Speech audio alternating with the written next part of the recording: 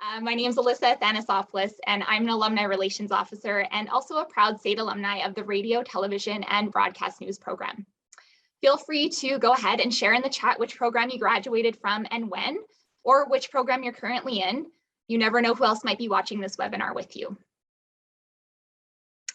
All right, so thank you all for joining us. We're really excited to get into today's session where we'll be chatting with some amazing panelists all about podcasting. But before we do, we would like to take a moment and acknowledge the traditional territories we are situated on. We would like to acknowledge that SAIT is situated on the traditional territories of the Blackfoot Confederacy. The city of Calgary encompasses a region that the Blackfoot tribes of southern Alberta, described as Mohkinstsis, meaning elbow, in reference to its location at the confluence of the Bow and Elbow rivers. This region was a traditional gathering place for the tribes of the Blackfoot Confederacy. We are meeting on the traditional territories of the Blackfoot Confederacy, which today encompasses the Indigenous peoples of the Treaty 7 region in southern Alberta. The Siksika, the Piikani, the Kainai, the Tsuut'ina, the Stoney Nakoda First Nations, and the Northwest Métis Homeland, Region 3.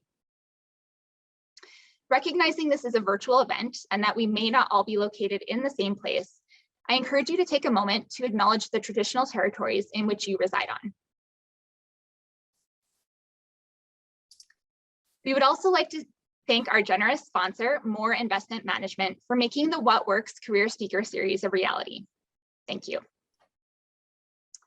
All right, so like I mentioned, we have a stellar lineup of panelists whose areas of expertise are quite different from one another, but what they do have in common is they've all produced a podcast. The beauty of podcasting is that it's pretty accessible. The opportunities to educate or entertain your audience are limitless, and there's a ton of room to be creative with it or keep it simple and focused on the message. It's up to you. And I'm excited for our guests to share what their methods are. If you have any questions along the way, go ahead and pop them into the Q&A. We'll leave some time at the end where we'll try to get to as many of them as we can.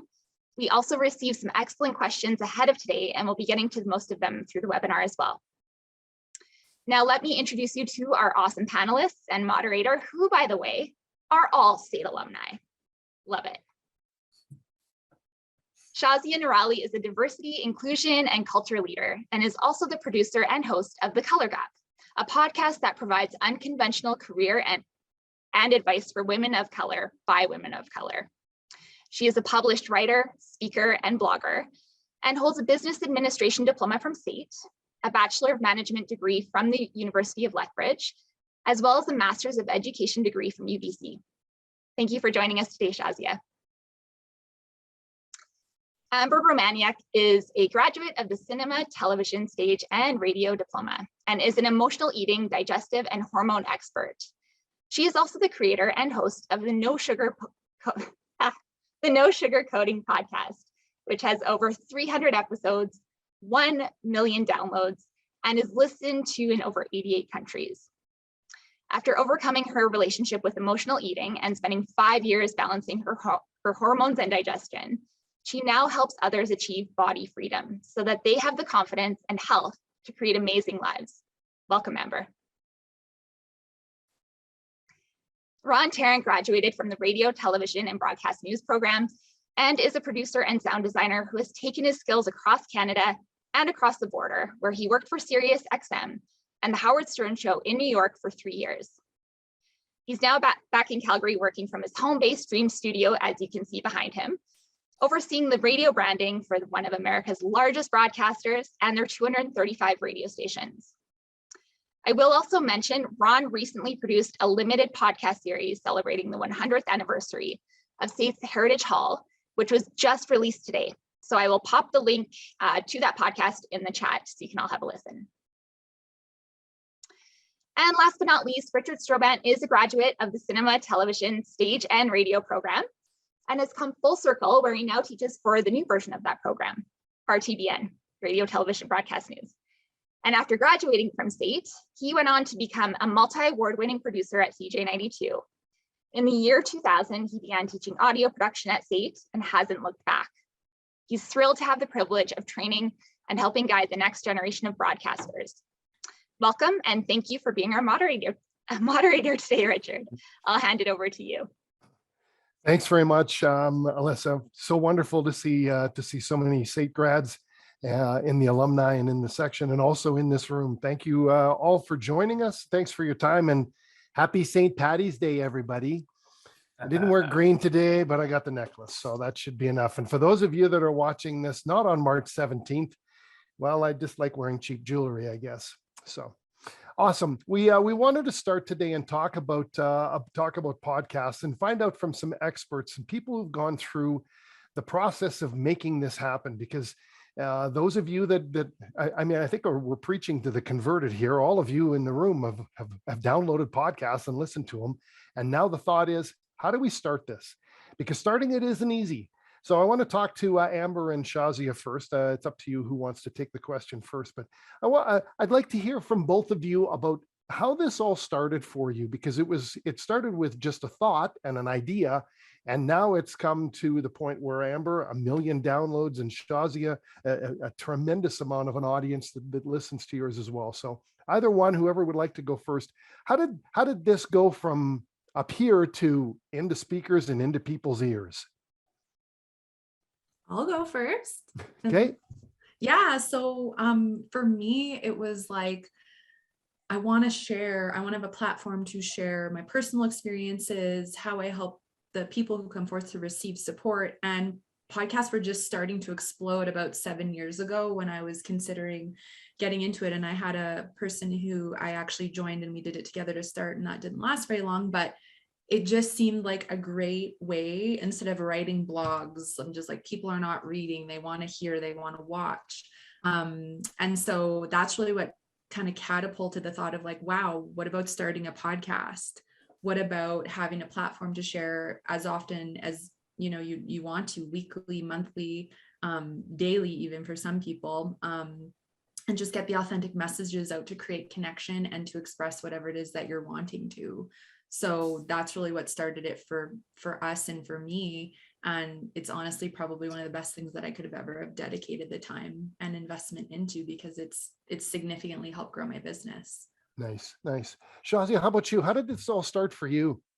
Yeah, very similar to Amber's story. It was an opportunity to start, for me, really building community around an experience that I thought was kind of happening in isolation. So it was a little over 3 years ago.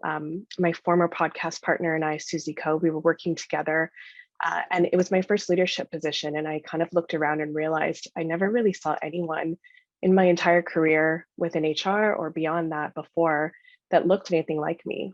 And it was this realization that there's so much isolation that happens for a lot of racialized and Indigenous women as they navigate through their careers. And we wanted to bring some of those stories out of the shadows and start talking about them in a way that felt really accessible, that allowed people to kind of listen in on our stories and experiences. Similar to Amber, didn't want to have to write everything out, because sometimes those audiences can be quite limited in terms of who will be able to access it or see it. And we thought originally we were going to write like an ebook of some sort. And then we just started to explore the idea of a podcast as a medium for us to be able to express our stories, to bring in community, and just to start to share so that some of these things wouldn't live in the dark anymore. So for something like this was an extension of something that was, important to you, and an extension of your business as well for you, Amber. So the first steps on, where do you begin? Where, for somebody who's like, they're listening to a couple of podcasts a day or a couple of podcasts a week, and it's like, well, geez, I think I could make, there's a story that I can tell as well, or there's a way that I can brand my business doing this. What are the first steps that they need to take? We'll start with Amber to go first. Pick a name, and pick something that you are going to absolutely love, that is going to catch people's attention. Because there's when I hear the health podcast, I'm like, that's great, but it's so vague. Like, people hear the No Sugarcoating podcast and they're like, what is that about? It just piques people's interest. So pick a name that you absolutely love, and then start to decide what is it that I want to talk about.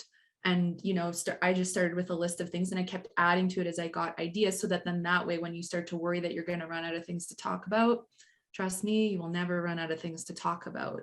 And then I think it's also important to just get a simple branding, like a photo, and like figure out what you want it to look like. Because of course, once you start uploading, depending on the platform that you're using, you're going to need imagery.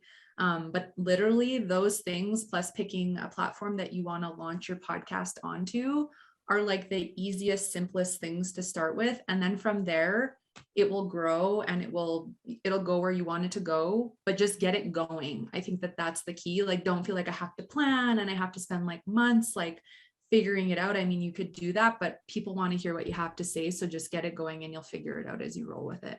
Right. I think the name is a really key thing. It's something that has to be accurate and unique.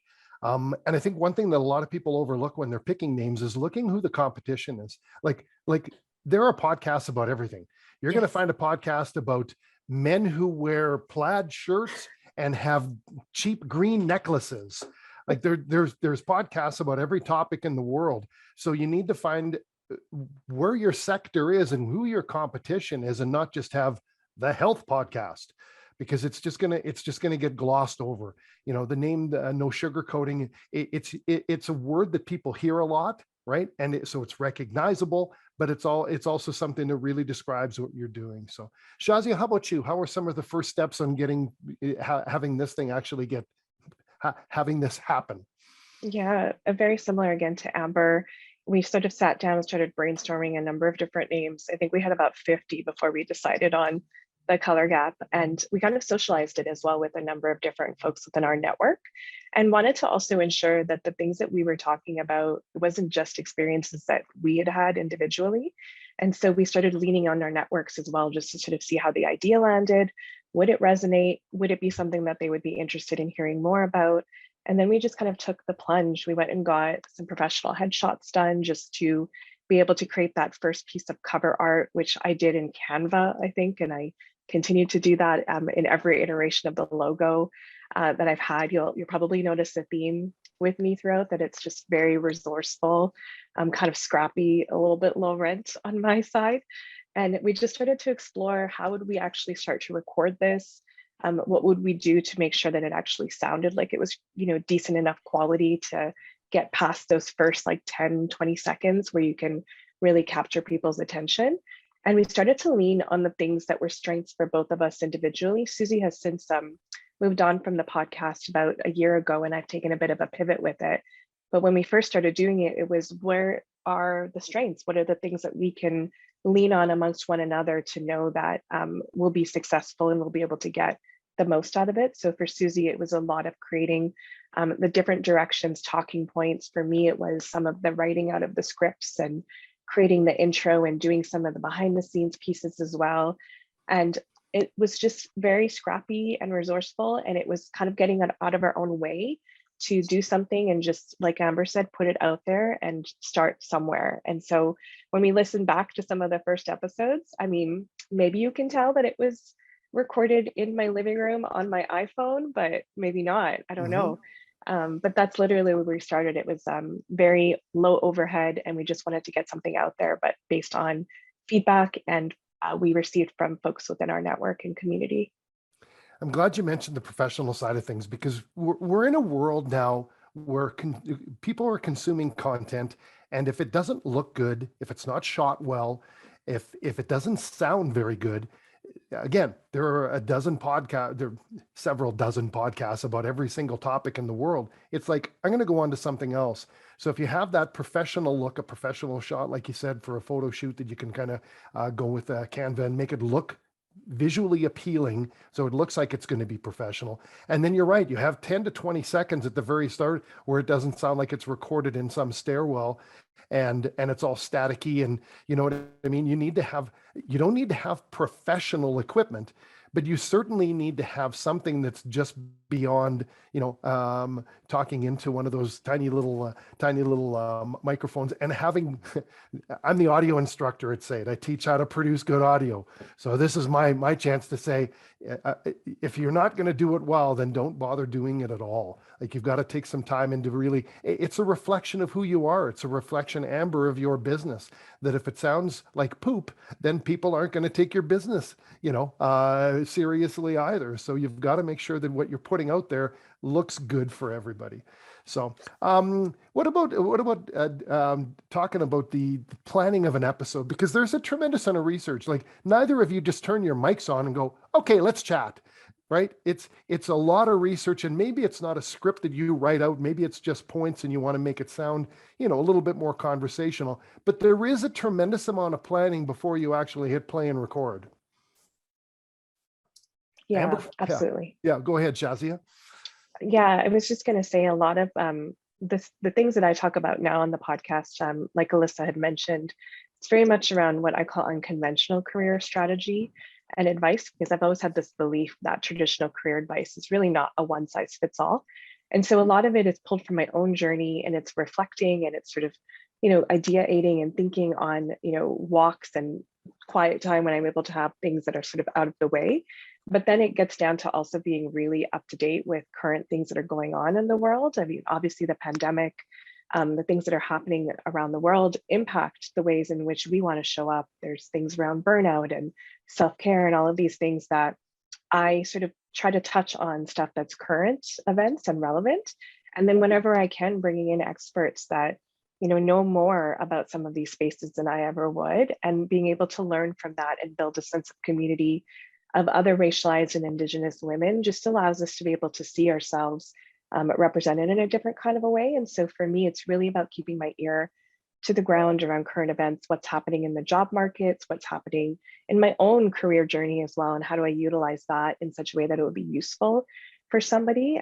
So it's a combination of research, current events, and then talking to experts. It's been the biggest catalyst for me. Right.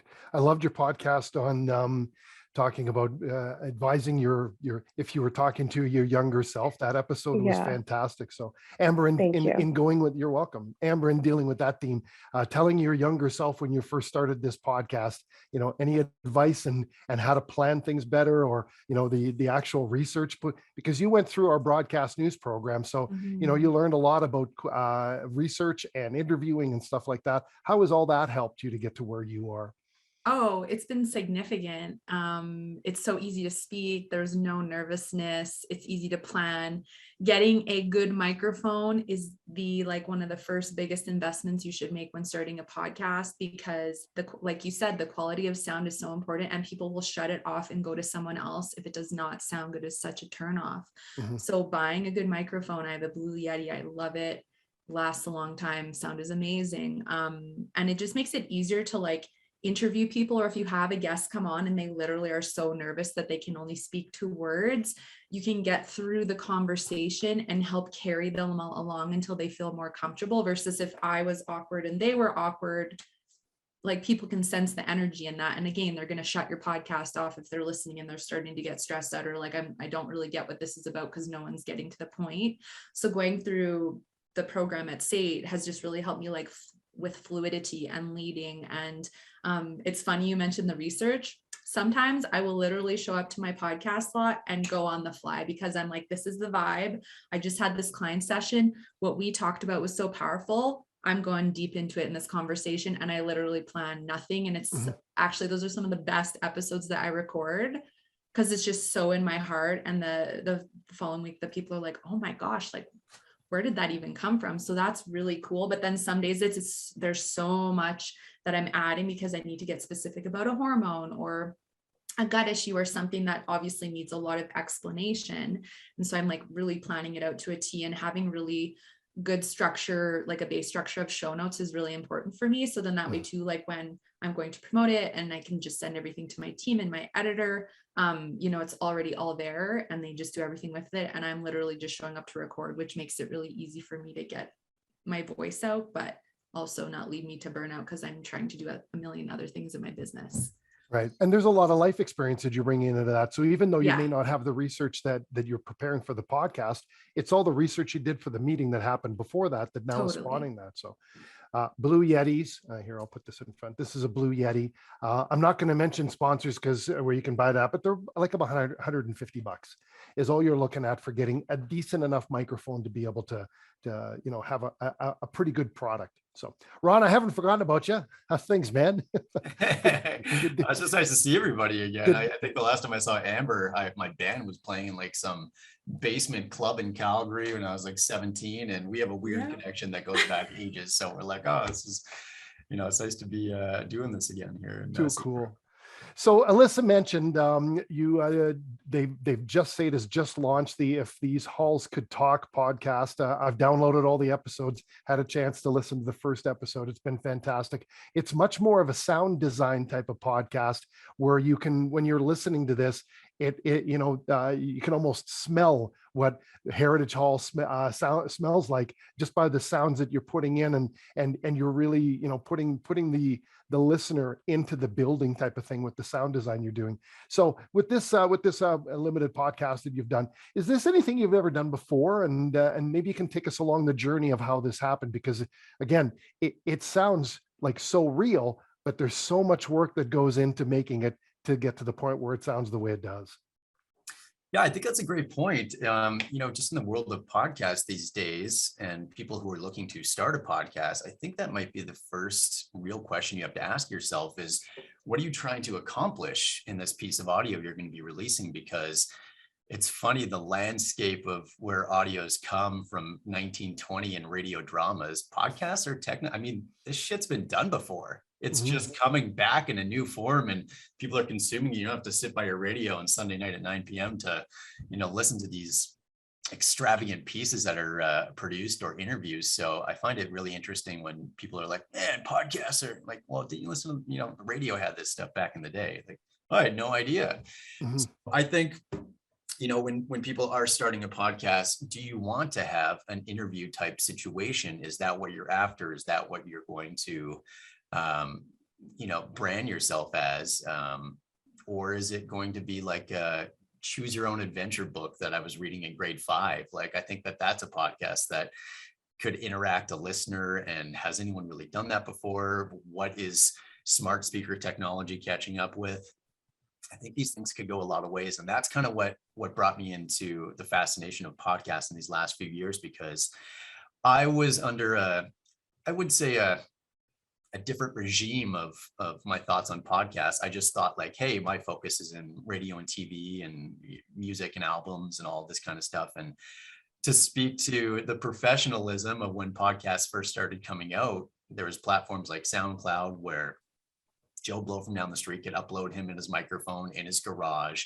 And like you said, that first 20 seconds, I've had friends who were like, hey, man, I've got a podcast, and you want to support it. And you're like, oh, I'll absolutely check that out. So you go for a walk that night, you turn it on. You're like, oh, my God, this is the shittiest thing I've ever heard. Yeah. The mic's crackling, you hear a dog barking. And yet one of my friends is like a doctor, and he's like giving health advice. And I'm like, dude, I can't even take you seriously because your kid's screaming in the background. You think I'm going to like take this supplement? It's just, it can get off track very, very quick. So I think that is a major, major part of these things. And talking about the saturation of podcasts and how much audio is out there to consume, why would they listen to your stuff if it's not sounding like you've put a ton of work in? I mean, there's so much stuff that you're competing with. And that's what got me really excited about this entire SAIT series is, when the alumni team came to me and said, here's what we want to do. The conversation, I just was on a Zoom call, and they said, hey, can we ask you a few questions about how we would go about making a podcast? And then when I got my wheels start turning that day, I'd kind of say, well, if I was going to do this, I wouldn't do an interview style podcast. I would make this like a full-blown series. It's going to be a shitload of work. Is this something you guys are interested in? And they came back in a week, and I told them to hire someone else at first. I was like, yeah, I can put you in touch with a few people I think would be interested in doing this. And then when we talked about all the moving parts and kind of what I would do and take this series, they came back and said, would you be interested? And at that time I had gelled over it for a week, and I was like, man, this would actually be super cool. So that's kind of how I started on this project, and it turned out to be a lot more work than I thought, because once you get going, your name's on it, you want to knock it out of the park, and you have a love for SAIT. I mean, all the alumni here have walked through that building. We all have some Heritage Hall story, So if we're making this for SAIT alumni and everything, we want it to be very special. And I went there for 2 years, and there was a ton of stuff about that building I had no idea about. So not to, plug it too much here, but I would say if you're at all interested in what that beautiful red brick building in Calgary on the hill has, accomplished over the last 100 years, definitely check this out, because it really is a story in time. And that's kind of the direction that we wanted to take. And who knew that could be a podcast? Mhm. So sorry, Yeah. did answer there, but No, that it's fantastic. And the length of the podcast that you produce, they're not that long. Like some podcasts can be up to an hour, and if the content is good, that's fantastic. But you're right, it's those first few seconds of it. I mean, we are all accustomed to consuming content that sounds good. We listen to the radio, it's professionally produced. We're listening to music, those are professionally produced. So when the time comes to have something that you're sticking in your ears on a walk, or when you're cooking, or when you're driving, you want to have something that's listenable. When something doesn't look good, we close our eyes. If something smells bad, we plug our nose. Okay. You can stick your fingers in your ears, but you know what? If something still sounds bad, it's still going to get through, and you're still going to hear parts of that. So it's the one sense you just can't shut off. So it needs to sound good. And that shrieking noise of somebody when they're getting feedback, nobody likes that. So you've got to look and be really careful of what image you're putting up. You mentioned about platforms, so in your answer there, Ron, and I'd like to bring that up as well, because once you have this product, it's like, okay, now what do I do with it? I want people to listen to it. You've got to put it somewhere. So let's talk to Shazi and Amber a little bit about what factors came in for you, deciding on which platform you were going to use to be able to have your podcast become public. Shazi, how about you first? Yeah, maybe not surprising, but I was looking for simplicity. I'm not very techy.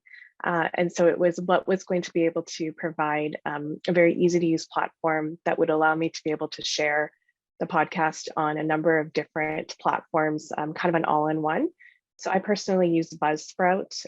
It's a small company, a platform for a number of different podcasts, but they've got a really great customer service lens, a really great platform where you can do pretty much everything you need to do inside.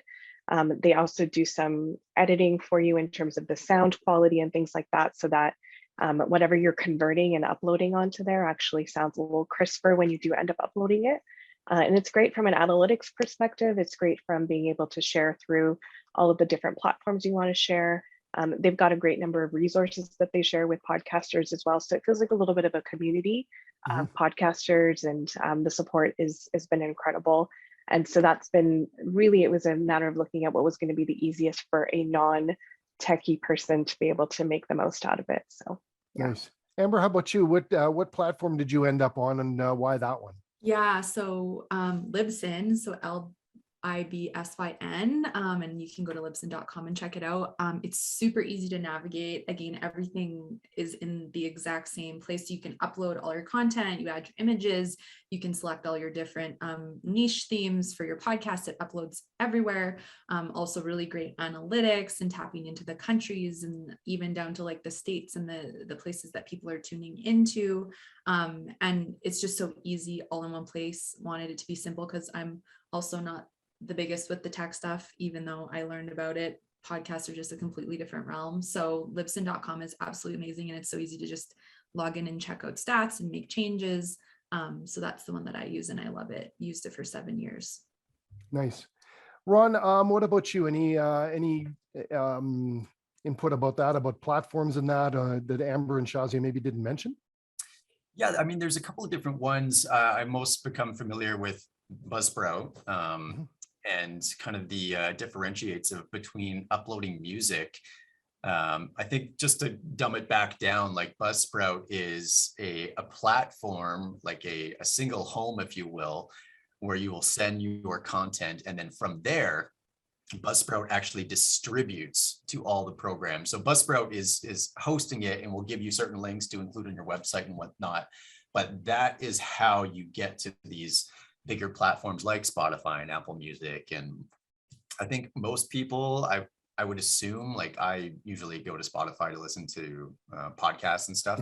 So I would say if your podcast isn't on something readily available where most people already have, the app on their phone, they're not having to go to the website, download something. It's just simple that way. I would encourage most people to go for those easy platforms rather than point to a SoundCloud or something that is individual from the rest. That would be my 2 cents. But yeah, I mean, there is a whackload of different distribution systems. So I think finding out what works for you, and then different options as well. We actually, Alyssa will get a laugh out of this, but while we were uploading the Heritage Hall series yesterday, we noticed that upon upload, we were listening back and the whole program was done in mono, which is like a nightmare for a sound designer. So I'm picking up the phone, be like, you guys got to check this out. Like everything's, it's great for interview style where you don't want missing pieces to be flying out of your ears. But for this type of soundscape, you definitely need a stereo upload. Mhm. So having platforms with those options, whether you do want the mono or stereo, I think those are features that are important that you should research and kind of, sort out before you do anything like that. Because I know there are platforms that only offer one or the other, and there's different tiers of pricing that are included. So I actually learned that yesterday with Alyssa, that's a premium feature to upload in stereo on their platform. So once again, it comes down to lots and lots of research on why you should pick that platform, and talking to other podcasters. I think this is great for this because I'm learning a few new things today too, and what other people are choosing. Wow. I never even thought about mono or stereo, but you're right. For the sound design that you're putting together, it's definitely important. For most podcasts that are just information based, they're fine to be mono, right? So we've got a few questions in the queue, so we'll get to those in just a sec. The one question I wanted to ask both Amber and Shazi is, one of the things you can do to make your podcast sound more professional rather than just play and record and say, hi, it's Amber, and we're here on the no sugarcoating podcast is having a produced intro, something that starts it off. It's kind of like the sitcoms that have that the Seinfeld theme ahead of time type of thing. It brands it, that music that starts it off with a voice that says, welcome to the No Sugarcoating podcast, or the, welcome to the Color Gap podcast, or the Heritage Hall series. It's that introduction to it. You need something to kind of start the thing off, and even have something at the end, thanking listeners or pointing them to a website, or if you've got any questions type of thing, having a different voice. So in regards to creating those intros and extras and even splitters in between your podcast when you're going to do an interview or whatever, how did you guys approach that? Amber, we'll have you go first for something like that. Yeah, so it was about really picking a song that felt in alignment with the theme of the podcast. It's vulnerable, it's deep, it's emotional. And so I wanted to really pick audio to be in alignment with that. And my producer was like, here, go here, pick a song. And of course he added everything in. But that was really important. I probably listened to 50 or 60 different ones to weed it down, because the sound it connects with someone in an emotional way, even if they haven't listened to the show yet. And it moves people. And I think that's really important, especially if you are trying to connect with people in a more emotional way. So that's really what I did. And then of course, I also do the extra as well. I use the same song. And then if I have like partners who are doing ads or anything like that, then I'll add something else in different just to have a bit of a contrast. But it makes a huge difference to have good intro music. Yeah, the music definitely paints the theme of how you're starting. Ronnie, you were going to mention something? Yeah, I actually think that's a great point to segue into something that I'm sure a lot of people might be wondering about. When it comes to using music like that, maybe you guys can answer how you've done it on your platforms and podcasts, but licensing music and what type of music to use, what are you allowed in these things? Because technically you could be selling and promoting something. So if you're using commercial music, that won't be allowed in podcasts. So how do you guys navigate that? And what are some recommendations if you're not making custom music for this, where you're going to completely outright own the stuff? Might be a good idea to kind of talk about why you choose the route you choose for your music. Shazia, do you want to take that one first? For sure. Yeah, it's a great question. In the first probably couple of years of the podcast, I didn't even want to touch that because I didn't know the first thing about how do you get royalty-free music, all of these things. And so in the very beginning, I would just record an intro that was, dramatic and sort of introduced the concept of the podcast. And then in the last year and a bit, I finally, started to get a little bit more resourceful about these things. And there's different platforms. I've used premiumbeat.com, and I think Artlist is one of them as well, where you can purchase a royalty-free song and utilize that for the podcast itself. And same with Amber. I think I listened to probably, I don't know, 40, 50 plus different versions of songs that really would resonate in the best way. And then figured out how do I actually record my voice over top of the music, and utilizing a platform like Audacity was really good for that. So just trying to find royalty-free music that gives you the permission to be able to utilize that on podcasts or even things like YouTube. I think YouTube as well has a number of different free songs that you can also utilize. But there's probably different rules around all of those as well that you probably want to look into, but that seems to have worked quite well for me on a fairly, low budget approach in that sense. So Nice. Amber, same thing for you? Same, and Audacity is what I use for my music for that, and just purchase the song for like 99 cents or whatever it is. Yeah. Nice. We've got a few questions where people sent in. I think we can answer the ones. There's 3 of them in the queue right now. So Melanie was asking, how do you track your listeners in your podcast? You get results back from Buzzsprout, is it correct? For them with all the analytics of where people are downloading it, how long they listen for, and a lot of information can get sent to you, so you kind of know, geez, there were 20% of the podcast the podcast listeners left after the 12-minute mark. What happened there? So you can kind of look back and right. So there's a lot of ways to track that. Brendan and Ad asked about best places to upload your podcast and gain listeners, and that's something I wanted to talk about a little bit, was the marketing aspect. We'll get into that, but I think we answered that one with putting it on Buzzsprout and then going from there into the other avenues of that. Alyssa, you had a few questions that were sent in before. Would you be able to ask those for us? Yeah, definitely. And actually, this is a repeat of the current Q&A, which is, what is the best way to gain listeners when you're just starting out? So yeah, the marketing, that's the part that a lot of people, once the product's out there, it's like, well, who the hell knows about it? Like, you've got to do something with it. And I think that's what a lot of people don't realize, that podcasts are a lot of work. It's not just the research and then the recording and then the editing and then actually uploading it. The steps after it really define how successful this is going to be. The one, for example, the one that Ron did for Heritage Hall series, SAIT's going to be marketing the hell out of that, and they should, because it's fantastic. But if they don't let people know that it's out there, there's millions of podcasts out there and millions of episodes of podcasts that unless you're actually trying to find that needle in a haystack and look for it, you're not going to find it. So for both Shazi and Amber, how do you market it? Because this is the key to getting the listeners, and word of mouth, obviously, after people have heard it. So Amber, you go ahead and let us know how you market your podcast. Yeah, and I think even if you're just doing it for fun, like, get on social media platforms and get people into those platforms, because then you can promote your new episodes and do little audio clips and introduce your guests, etc., on those social media platforms, and fuel them to subscribe to the podcast. And I think always regularly reminding people to subscribe and sharing little, nuggets and bits of the episode is really important. Also, like, you could just even do a simple email list and get people to subscribe to that, and send it out through an email list as well. But promoting it regularly is really important. I also think that's one of the perks of bringing guests on, is then they're also going to be sharing it on their platforms. And sometimes you can have a guest that has hundreds of thousands or millions of subscribers, and boom, you all of a sudden get an influx of hundreds or thousands of subscribers coming to listen to your show.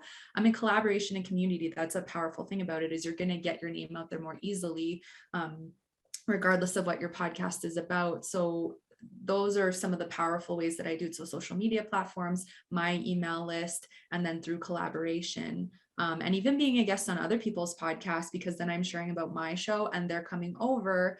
And you'd be surprised, like, how high of a level of a podcast you might be able to get onto without really, thinking you can get on it. Just one quick example I'll share. A couple of years ago, I always listened to Whitney Port's podcast from The Hills, MTV The Hills. And then I was like, I'm just going to email her people and like see if she'd want to have me. I feel like I'd be a valuable guest. I got a response back right away. She called me a week later. I was down in LA a couple months later recording live with her, got on her podcast, and millions of people are listening to this. And then like, it was just an insane influx of clients, traffic, listeners, subscribers, that if my little voice in my head that said, don't bother, like she's, you know, why would she want to do that? Don't let that voice get in the way, because that's another massive way to get influx and the right people listening, is dream interviews that you never thought you may have been able to get.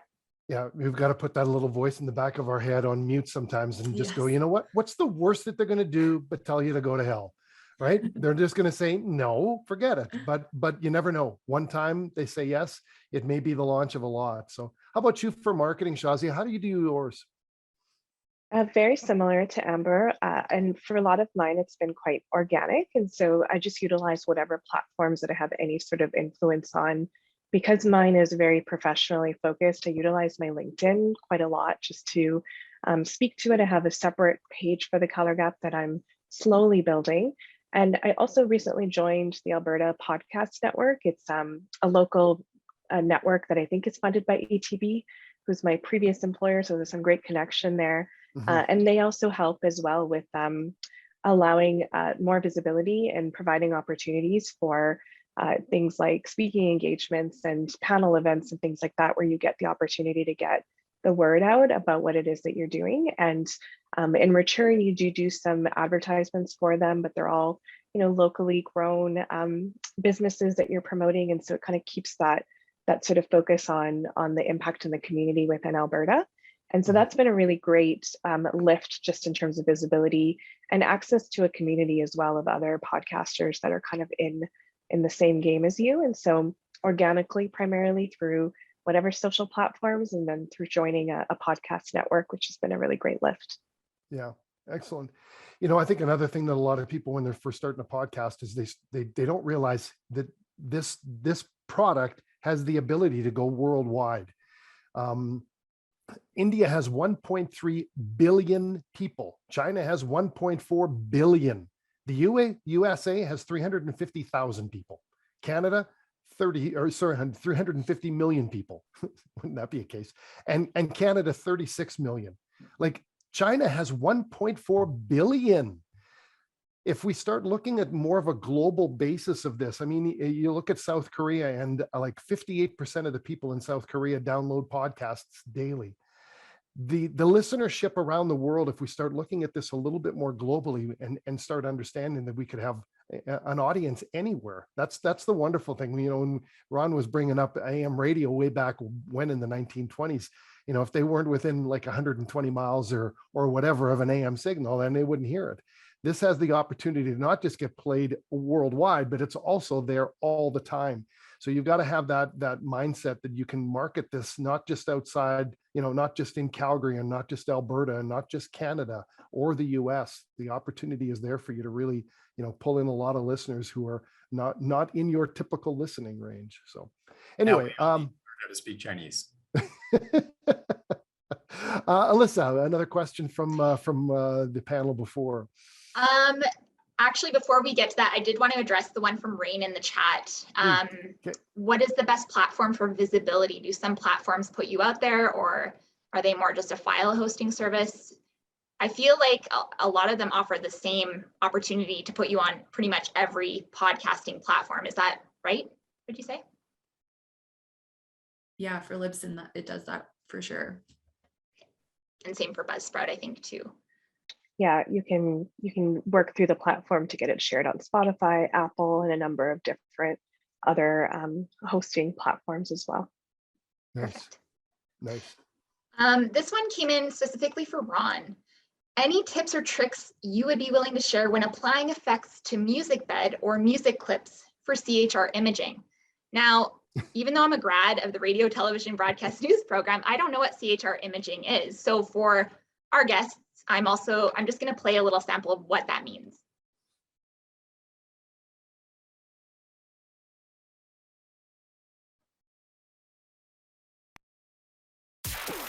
Yeah. 103.7 Kiss FM. #1 for new music like this. It's a radio.com world premiere. Hey, what's up, guys? This is Justin Bieber. Yo, it's Chance the Rapper. Coley. Dream on.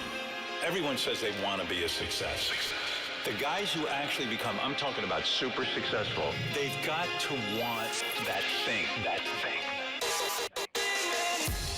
The world of Howard Stern. He is the greatest radio host in history. Never stops. Howard 100, Howard 101. Hey, Ron, did I just hear Howard Stern say, "How bad do you want it?" Pretty much. I might have got that idea when I made that from SAIT. For those of you that have not had a class with me, and all you need is to have one class with me, and you'll hear this. How bad do you want it? It's my mantra. It's the thing that's hanging off of my microphone that I showed you earlier. And he's absolutely right. And that's something we talk about with, in podcasts. How bad do you want to do this? So anyway, let's talk about CHR and that imaging question that they asked about. Yeah, I might steer it a little bit more back towards the general sense of branding and imaging, in a more general sense that way, because CHR means like contemporary hit radio. So in my day-to-day, I brand radio stations and do voicing all over the world. And particularly, I think it's the amount of effects, and I like to call it ear candy that you're listening to, where in your podcast, it's just a subtlety of things to pique up the listener's ears while you're working on it, whether these effects are complementing maybe something you're talking about, or whether or not they're adding to the story in a certain sound-driven way. I think that goes back to the main quality of why are podcasts interesting. It's 100% your imagination. And I love that, because I find when I'm watching a movie, even as a sound guy, I love the sound, but I'm just so focused on the picture.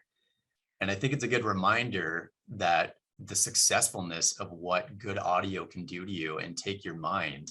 I mean, you see people, cry at the end of a 2.5 hour movie, and you're like, wow, that really made an impact on that person. But you'll see someone go and listen to a 3-minute song over and over and over again. And picture, for me, it takes longer sometimes to generate emotions, where music or a song or something you're talking about, you only need 3 minutes. Like, how much more powerful can it get than that? So that's something that I try to reflect on in branding all the time, and with radio branding in particular to this question. I think you just always have to ask yourself, if you are branding your podcast and you want it to sound a certain way, how can you make that objective in a certain amount of time? That, going back to that intro of your show, it's the first thing people are going to hear. So, we talked about the quality, we talked about the professionalism, all that kind of stuff. But if you're listening to a series where Amber's got 300 episodes, and the first 30 seconds of every episode is like, hey, how's your day going? Oh, pretty good. You? I washed my dog today. Like, no one gives a shit. And if they're listening to episode after episode after episode, and they hear that, like, hey, how's it going? Every episode, like, that would kill me. And I would just lose interest super fast, knowing that I'm going to have to hear that every time I listen to one of these episodes from this podcaster. So I think try to keep that in your mind, and successful branding in short form. There's no right or wrong rules. It's how you see fit. So you can listen to some really big podcasts and use that for inspiration, being like, why did this make me feel good? What did they do as far as branding and imaging in this that made me want to listen? And then you can start adapting and applying that to your own style. And if you can't do it yourself, maybe you do want to hire a producer for that. I don't think you have to do that depending on what you're after, but if it's a sound driven piece and, you're making sound effects like dribbling water in your sink, and you're trying to make a soundscape, maybe start somewhere else, or, that might take years of practice and going that route. But I think that, that's an important piece of the branding and imaging, and selecting your voices and all that. And like any business, if you're wanting to make money at it, you're wanting to be successful, sometimes it takes money to do these things as well. So just a few things to kind of keep in the back of your head. But yeah, as far as like CHR imaging goes, if you turn on Virgin Radio across Canada, we make that stuff every day in this basement, exclusively for them. So hopefully that answers a little bit of podcasting and some radio stuff. Cool. Thanks, Ron. Just one question I wanted to ask both Shazi and Amber. We'll start with Amber about your website. It's crucial. If you're going to have a podcast, you need to have a website. We talked earlier about having a global reach. Your podcast is listened to in over 88 countries now. The website is a key component of marketing that, correct? 100%, because you want to have a place for people to go where they can, even all the episodes are housed there as well. So if they want to listen there for the show notes, right? So people can click links and check out your social media or anything you talked about in the episode of value that you said, hey, you know what, if you want to look at this more, it'll be in the show notes on my website. And I think too, the website is just a great place for people to connect with anything else that you're offering, right? Even if it's just like a food blog, they can check out all your recipes. If you're selling an ebook, for me, like I literally every year sign so many one-on-one clients and into my group programs from people listening to the podcast. And I have clients all over the world. Thank you to the podcast.